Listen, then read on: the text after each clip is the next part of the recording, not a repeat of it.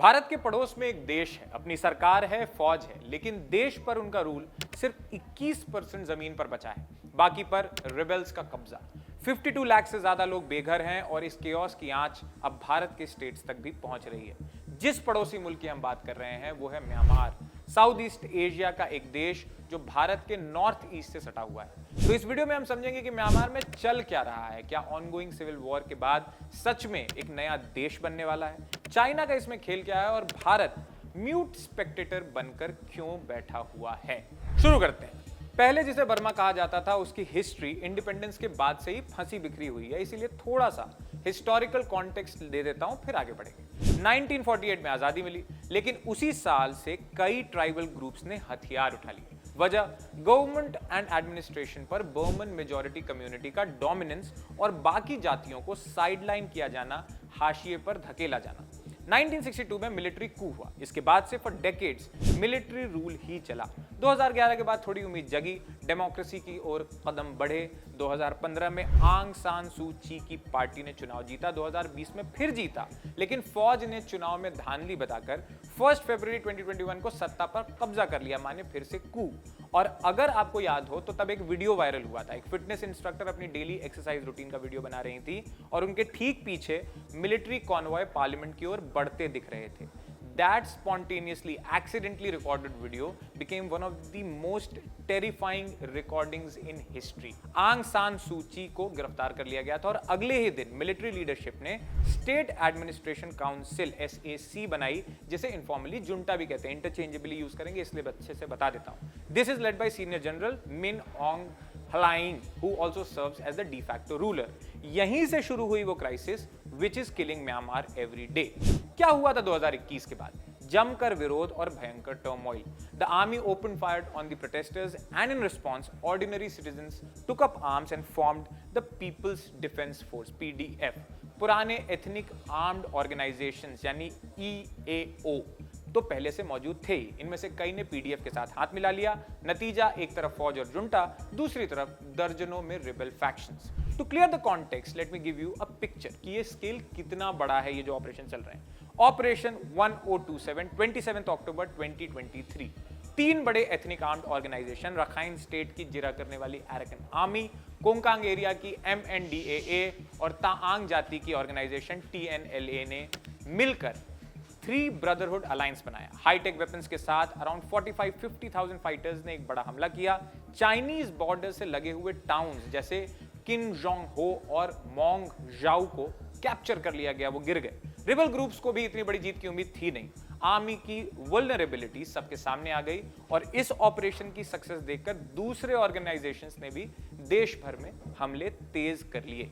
आज की कंडीशन यह है कि पॉलिटिकल वायलेंस की रियल टाइम कलेक्शन, एनालिसिस और डेटा मैपिंग करने वाली ऑर्गेनाइजेशन AC लेड का डेटा बताता है कि इस सिविल वॉर में 1200 से ज्यादा आर्म्ड ग्रुप्स एक्टिव हैं आज की तारीख में।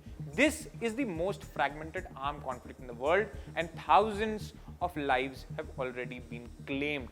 सिर्फ 2025 में 5000 से ज्यादा लोग मारे गए थे, इनमें से 700 से ज्यादा बच्चे हैं। UN ने रिसेंटली एक डेटा पब्लिक किया है, अकॉर्डिंग टू दैट 52 लाख लोग होमलेस हो गए हैं। किसी भी सिविल वॉर में ये कॉस्ट वहां की जनता चुकाती है। 2024 के नंबर्स बताते हैं कि जुंटा या SAC का कंट्रोल सिर्फ 21% एरिया पर है, 42% से ज्यादा कंट्रोल रेबल ग्रुप्स और आर्म्ड ऑर्गेनाइजेशंस के पास है। बाकी का जो हिस्सा है वो या तो कंटेस्टेड है या अनस्टेबल।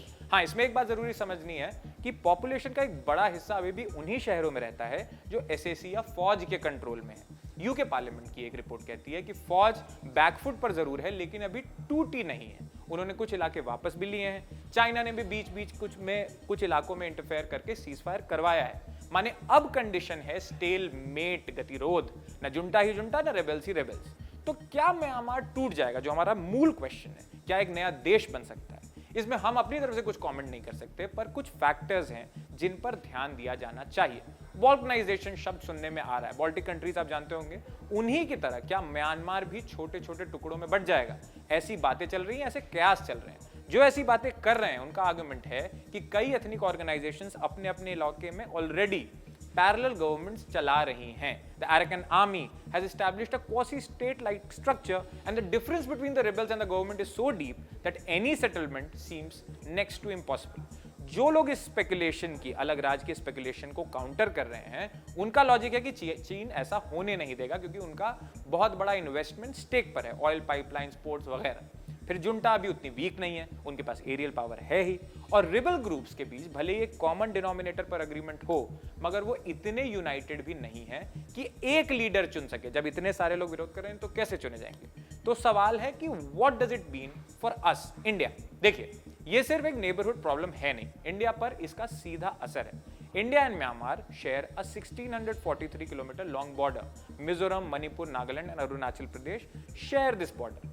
अलग अलग एस्टिमेट्स इस बात को वेरीफाई करते हैं कि दिसंबर 2024 तक 95,600 से ज्यादा रेफ्यूजीज म्यांमार से भारत आ चुके थे। अब ये नंबर लाख पार कर चुका है। Most of these people are from Chin state and the Sagaing region. फरवरी 2024 में नरेंद्र मोदी गवर्नमेंट ने अनाउंस किया था कि फ्री मूवमेंट रेजिम खत्म की जाएगी। ये एक ऐसी व्यवस्था, एक ऐसा सिस्टम, एक ऐसा अरेंजमेंट था जिसके तहत बॉर्डर के दोनों तरफ के लोग बिना वीजा 16 किलोमीटर तक आ जा सकते थे। एक सर्कमफेरेंस सेट किया गया।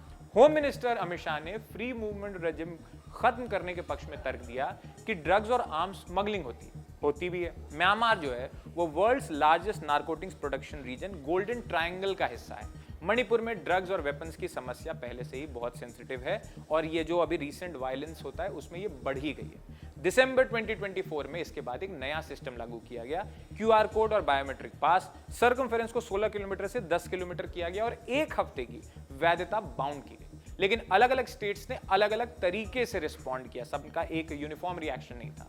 The Manipur government deported thousands of refugees. The Mizoram government, however, provided services to the refugees despite orders from the centers, क्योंकि मीजो और चिन जातियां जो हैं वो खुद को एक ही कुल का मानती है, एक ही क्लैन का मानती है। याद रखिए, India is not a signatory of the UN refugee convention, इसलिए the legal situation is very complex. इसमें भारत की जो डिप्लोमेटिक स्ट्रैटेजी है वो भी थोड़ी कॉम्प्लेक्स है। India's approach, like every time, is very pragmatic here.